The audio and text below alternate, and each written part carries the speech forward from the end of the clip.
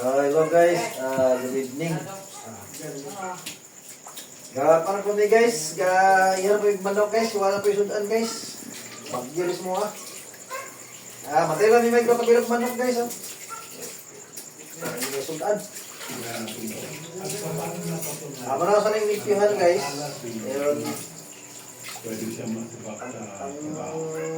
Ang iba, i-rep lang namin. Ano siya guys, pag limpyo ng manok.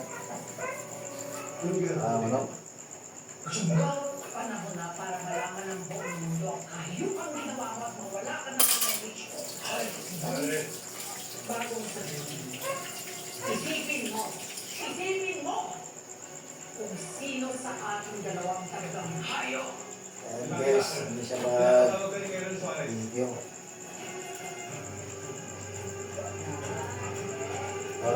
Sa lubot sa manok. Diba? Ayokong masira ang imahe ng kapulitan mo rito. Bilib na bilib ang mo rito. Pagdating sa trabaho. Pero, pag ganito,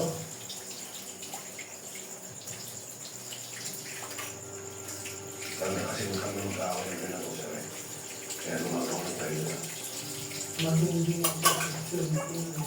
Pwede kang Ngayon guys, makulong. ang slicean mo na mo rin sa Pagkakas pala. timbang. Huwag kang mag-alala. Ayan guys, Ang walang ibig. Papatunay na binabahay mo nga ito. Wala tayong problema doon.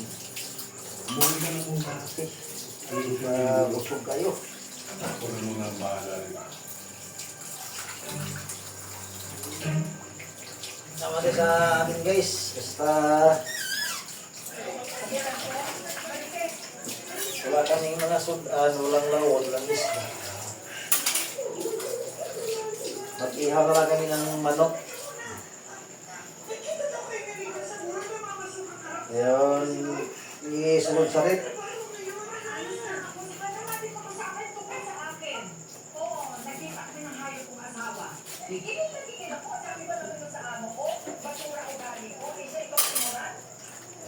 Sa guys, pag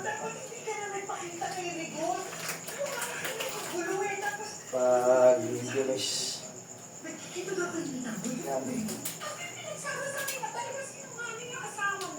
Gusto niya siraan ang pagkatao ko bago ko siya maisumbong sa hepe niya. Pwes, nagkakamali siya. Inunahan ko siya. Sabihin, dami sa pisito. Inireklamo Sa ko guys, sa parang galit. yun guys. Hindi ko pinalalaki. Tatapusin ko. Dapat mawala yan si Rigor sa servisyo. Ano ba hinihintay ko? Tayo na! Ano tayo na? Sa mga yan. Yung huli ka nanggaling doon, ang laki na ang gulo na ginawa mo. Hindi ko na pababayaan na mangyari sa iyo. Pagkakit, dapat ang mawala yung kapit na yun sa bahay mo. Kung hindi mo kayang gawin, ako na lang ang gagawa. Dapat ang nagkaroon mo sinema para masabahan. Yun dyan guys.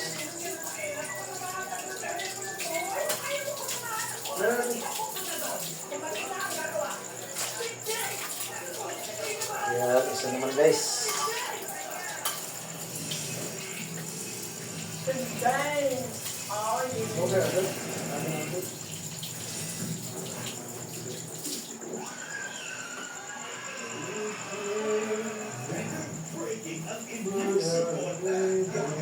Ito guys.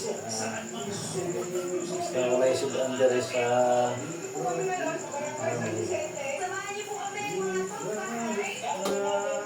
manok.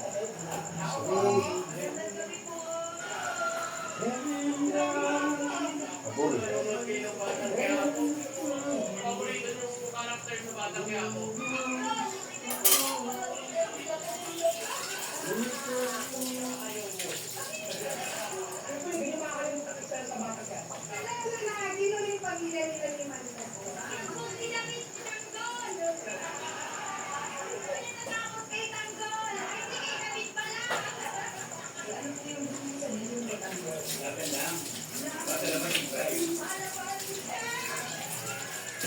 Ayan guys.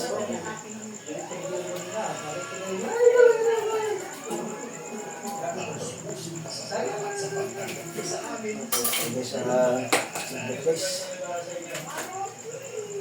Ang babaid.